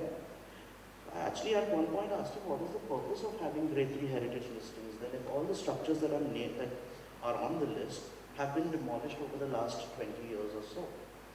So guidelines, policy, the technicals will always be a roadblock, but I think the voice of the community then in that case is important. My role as an archaeologist by showcasing the stories are not to make Kotachiwadi relevant to a city, but to make Kotachiwadi relevant to the residents of Kotachiwadi, to have their story feature in the city, to make them feel well validated in a way, to reaffirm their position, their place as a citizen of Mumbai. So that, in my mind, is a form of empowerment. And when the local residents are empowered to take care of their own heritage, i.e. because as she said, the boundaries keep changing. What was once the periphery is the core, my house was once part of the core, is now outside that zone. That keeps changing. Guidelines remain guidelines. Policy does not happen or does not shift or does not get formulated. So it comes down to the citizen's role in that. And Prasad Ambedkar's words saying that this is my culture made me realize the importance of the space, the locality to the residents, regardless of who stayed in that house or who built that house. And that for me was important, the empowerment. And these stories do that. It gives them a sense of relevance and reintroduces them to that identity, personal identity. Thank you. That actually answered my next question as well, and I had a few more questions, but I'm mindful of time. But I would just like to emphasize what you said. You're giving voice, you are representing voice from within. And to me, I think that's the key. Heritage should not be something that, done by somebody else for somebody else, but ideal, probably desirable situation is when the voice comes from within, and therefore heritage is not for others, but for us. Then probably it makes sense. Do we have some time to take some questions from the audience? So maybe we do that, and I stop. Can we have some volunteers speaking? Are there any questions to any of the panelists? Yeah, one over here. Can we give them? Speak into the mic. Can you hear me? Yeah, no. You showed a slide of the Dickinson map, which was the entire map of Mumbai. Do you have the sub-maps? No, I do not. Actually, the Dickinson map was sourced from the Baldachala Museum collection as part of the exhibition. So, since that was done after the reclamation projects, much of the reclamation projects that undertaken, it was more to showcase how Bombay and Mumbai had developed by that time. But no, I do not have the sub-maps. Okay, the second question is to show maps of Kaiwan, which looked either like walking surveys or mural surveys. You said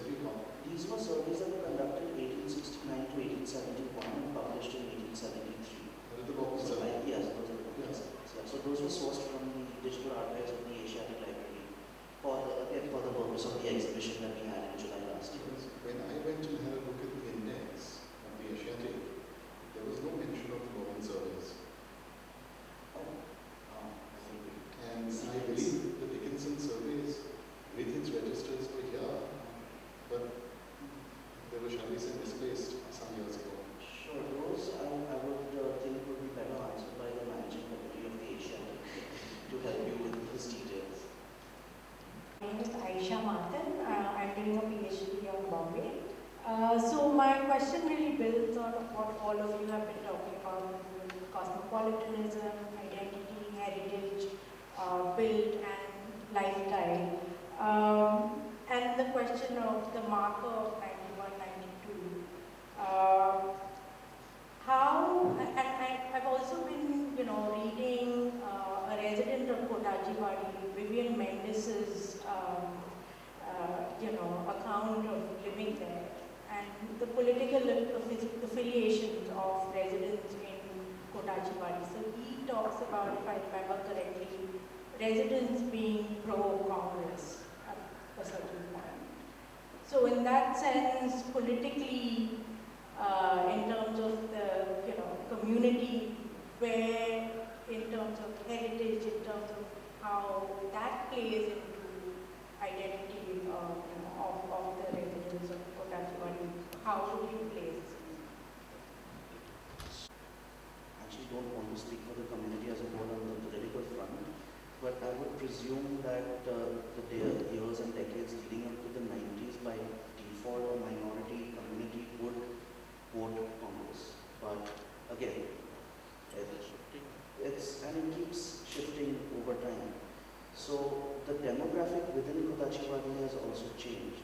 And to give you context, the sitting MLA for the D ward has been a member of the BJP party for the last 23 odd years.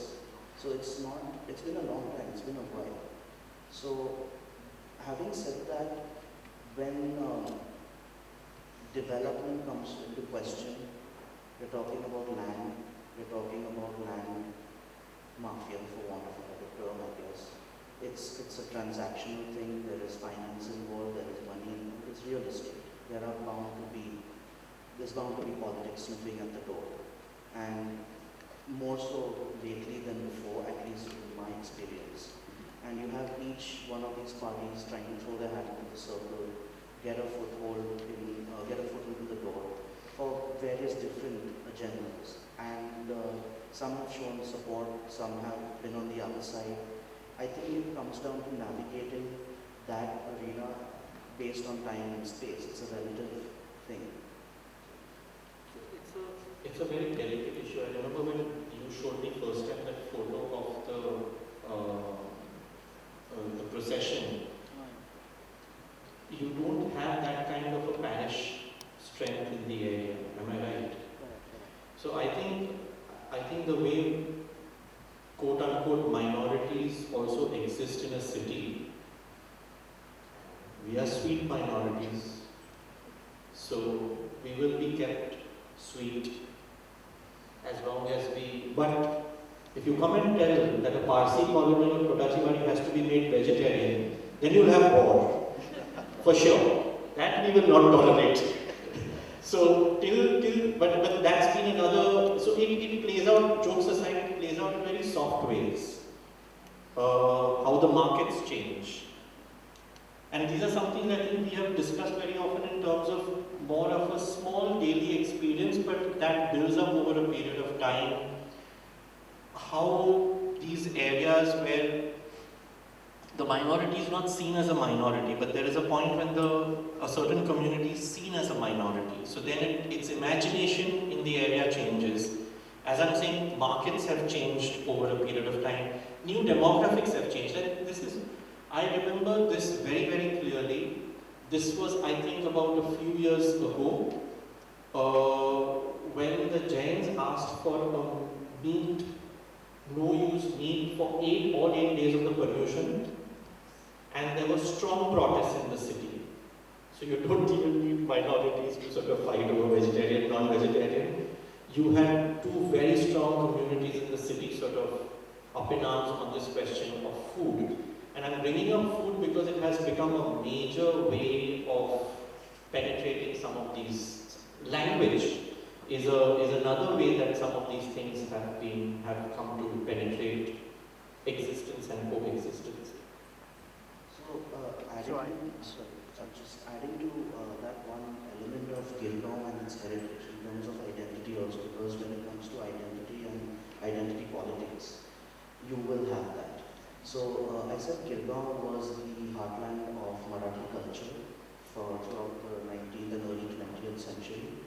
have the buildings to reflect that, the institutions to reflect that. And by the 1920s and 30s, with the expanding city, that belt shifted to Dadar, around Shivaji Park.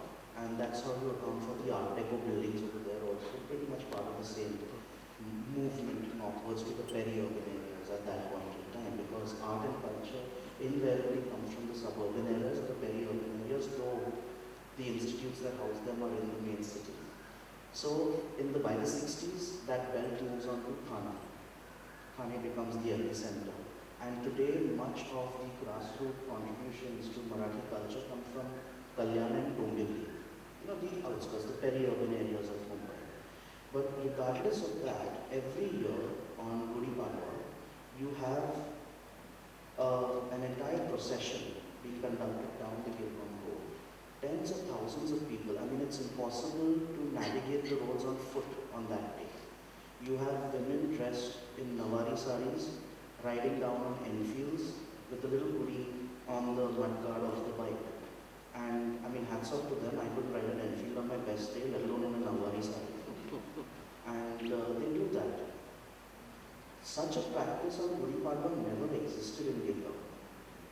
It was a very quiet, personal celebration where you would mount the Gudi on the window and have that whole thing, but it was a very personal, family kind of affair. Right now, with this resurgence in a need for understanding your identity, you're projecting a view of culture through memory and associating it with a specific space. In this case, Gilgam. You're coming back to a space that was perceived and in memory, a heartland of culture and cultural contributions. You're coming back there to have this procession. It's a reassertion of Maharashtrian and Marathi identity. And when you have something like that, alongside the pavements of this procession, you will have political hoardings all over. So, I hope that. Do we take the last question? Yeah, so this will be the last question. Hi, my name is Ujjwal and my question is mentioned that regime of legislation. So I just wanted to ask this question regarding the Pagdi system in Mumbai, which a lot of buildings in some way is safeguarded because of that, because the vested interests can't touch upon those buildings because of the Pagdi system. But there is a new Model Tenancy Act, which is a central legislation yet to implement in Maharashtra. So how do you see the fate of the precincts and the buildings which are right now safeguarded under the Pagdi system once this Model Tenancy Act come into place in states like Maharashtra? And also, I'm speaking of in the context of Kotachiwadi, which is very close to the new metro line, which once comes into the implementation will, increase the price of the land in the peripheral area. So how do you see, or if you could give a reflection, any of you? Investment. So right at the onset, heritage conservation and identification of the legislation to protect did not invest in the thought of protection at all. If at all, it was mooted from that point of view as investment into heritage. Then many things would have happened. Your question on the Pagdi system. Pagdi system is only a way of conveyance, of owning a piece of land, rather a building, not even a piece of land. And I don't see any relationship of protection arising out of Pagdi system. In fact, that is where it is thrown out. Because it is this set of people who are residing in buildings on Pagdi system, because they've not really invested in it. They've stayed in it year after year, ancestries after ancestries, and not really invested. And so when one gets an opportunity, which is given by 33(7), that is when the whole card turns, and you suddenly see a lot of money into your mind, which were never yours. So if investment was right at the foot of the very beginning of heritage, and if the government would think rightly and not use politics, and her question was about voting boundaries. Voting system is not related to heritage in any way at all. It is just the way things are. And you get your benefits out of a pagadi system or out of any other system. So it has got nothing to do with the concept of heritage, which is imbibed in the hearts of people.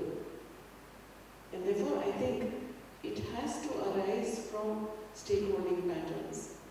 And each stakeholding pattern differs from area to area. And therefore, the term precinct is not correct. I agree with you. Right? The term precinct should have been an area. Like the English heritage calls it, their areas as conservation areas. And each of them differ. And the cultural significance arises out of ownership patterns, the manner of use, the user, right? And the amount of investment that has gone into this whole system. So nothing deters change or demolition of heritage buildings or precincts, and goes out of the window. Along with it, mainly is the intangible. And that is where the heart cries. That is where the heart is. So the core of heritage conservation is each one's heart belonging to. But the moment you see money into inverted commas, everything else goes out of the window. And therefore, Mumbai, being a proud convergence of heritage laws ever in the country, and very famously I use Harshan's terms, that it took the first step so well, and it has taken 1,000 steps backwards. And so, in my heart, especially now when the seasons of politics have changed, and you know history flinging out of textbooks, what is it that we are going to teach our younger generations? When you negate history, the very being of history, then heritage has no tail to it at all. So whatever one does, whatever idioms one uses, whatever context one uses, at the base of it, being a conservation architect, tangible, intangible, today does not have much teeth. And the heart cries. And I sit on the legislation partly. And so the heart really cries. So this session of looking at only Kotachivari, there are many Kotachivaris in Mumbai. We suffer the same. And we don't know when anything is going to change. He showed some photographs where you had this Kotachivari, the heart of it, the soul, and then you see the highlights around it. Many stories and multi-stories is the outcome. And who is responsible? Nobody really knows. Discussion. It was wonderful. I wish we had more time to listen to you and learn more, but I hope that has been insightful to you as well it was for me. So thank you very much for being a good audience, and thank you for your insightful remarks on the panelists. Thank you very much. Good evening, friends. On behalf of Mumbai Research Center and Asiatic Society of Mumbai, I take this opportunity of thanking our panelists for the day. First, our collaborators, Center for Heritage Management and the Bali University, Dr. R.D. Batista. Mumbai is just not a sentiment, it's a city of pluralism and it's a city of acceptance. Thank you for a wonderful presentation. I'm dreaming about the end, the apathy. I think that is something that each one of us need to take back and mull over. What is that? When we're converting a city from multi-stories to multi-storied apartments, I think that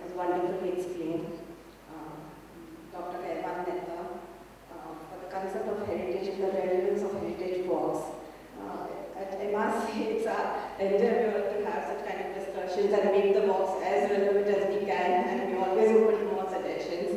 So please do share with us. Architect Kirtida for bringing us discussions on the left side. Unfortunately, there's the sharp reality that we live in, and all of us will have to take more and more active steps to find out out-of-box,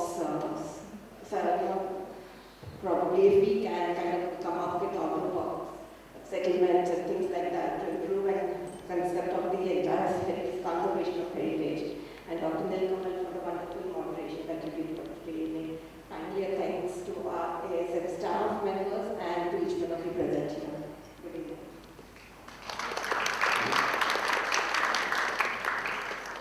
Thank you. From Ahmedabad University also, thank you. Before we leave, just a few tokens that we have brought from Ahmedabad.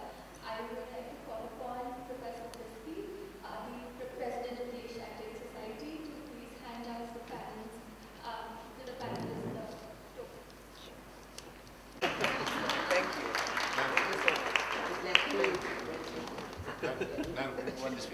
I'm sorry. Yeah, thank you.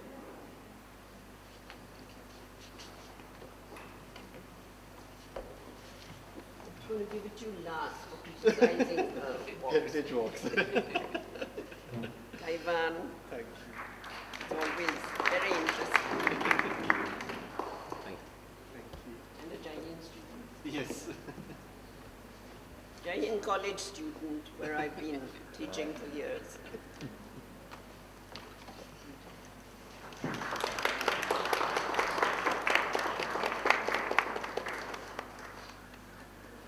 I have a soft spot for Kotachi.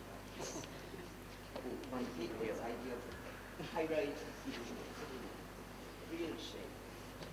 Thank you so much. I'm sorry, we don't have anything from the Asiatic for our... Just for the We try panelists. to- We repaired that time. So I hope you will come again. I hope we can collaborate further because the conversation was not over yet. Just time was over. So hope to continue. Thank you very much. Thank you, ma'am. I would also like to